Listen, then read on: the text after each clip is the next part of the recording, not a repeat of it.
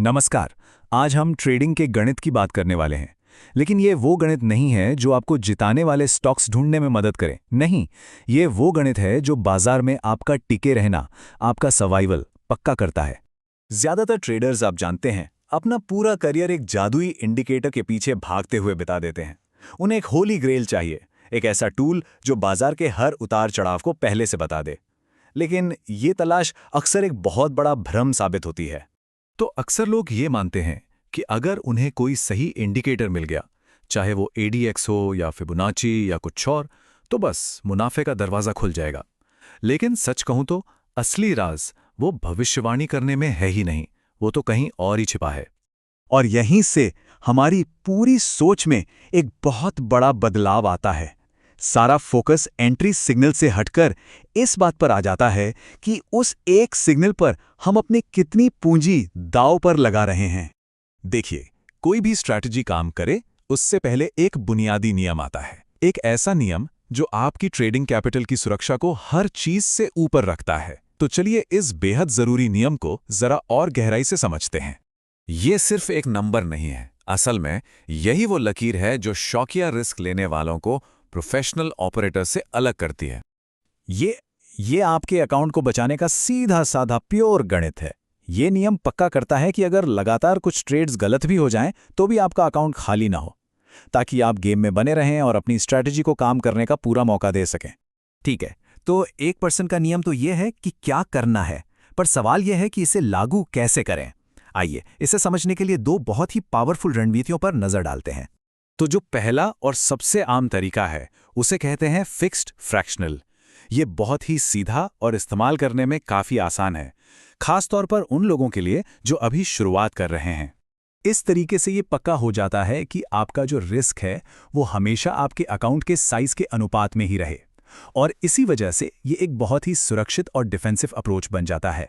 तो अब जब हमने एक स्थिर डिफेंसिव अप्रोच देख लिया है, तो चलिए अब एक ज़्यादा डायनामिक यानी एक गतिशील स्ट्रैटेजी को समझते हैं। एक ऐसा तरीका जो न सिर्फ पूंजी बचाता है बल्कि उसे आक्रामक तरीके से बढ़ा भी सकता है। अब ये फिक्स्ड फ्रैक्शनल से बिल्कुल अलग है। ये तरीका आपका पोजीशन साइज तभी बढ़ाता है जब आपने मुनाफा कमाकर यह साबित कर दिया हो कि आपकी स्ट्रैटेजी काम कर रही है। मतलब ये आपको ज्यादा जोखिम लेने का अधिकार कमाने पर मजबूर करता है। तो सवाल उठता है कि इन दोनों में से कौन सा तरीका किसके लिए सही है? इसका जवाब किसी के ट्रेडिंग के लक्ष्यों और उसकी अपनी साइकोलॉजी पर निर्भर करता है। यहाँ दोनों की सोच में एक साफ अंतर दिखाई देता है। फिक्स्ड फ्रैक्शनल एक डिफेंसिव खेल है जिसका पहला मकसद है पूंजी को बचाना। वहीं दूसरी तरफ फिक्स्ड रेशियो एक ऑफेंसिव खेल है जिसका मकसद है आपके प्रदर्शन के आधार पर अकाउंट को तेजी से बढ़ाना।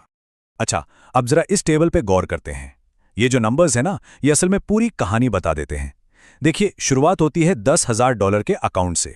फिक्स्ड रेशियो मेथड में हम एक कॉन्ट्रैक्ट से शुरू करते हैं।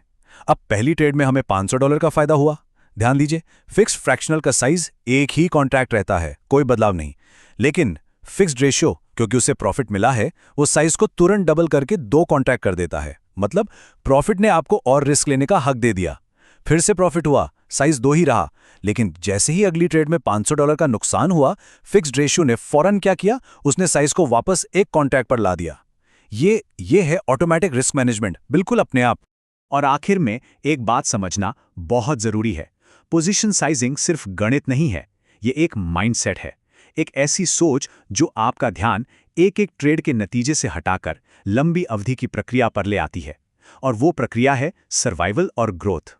असली सबक ये है कि किसी एक ट्रेड के नतीजे से भावनात्मक रूप से जुड़ने की बजाय एक सही प्रोसेस को बार बार दोहराने पर ध्यान देना चाहिए, जैसे कि डिसिप्लिन पोजीशन साइजिंग। यही एक प्रोफेशनल की सोच होती है। प्रॉफिटेबिलिटी भविष्य बताने से नहीं आती, बल्कि जोखिम को इतनी समझदारी से मैनेज करने से आती है कि आप बाजार में इतने लंबे समय तक टिक सकें कि आपकी मेहनत रंग लाए।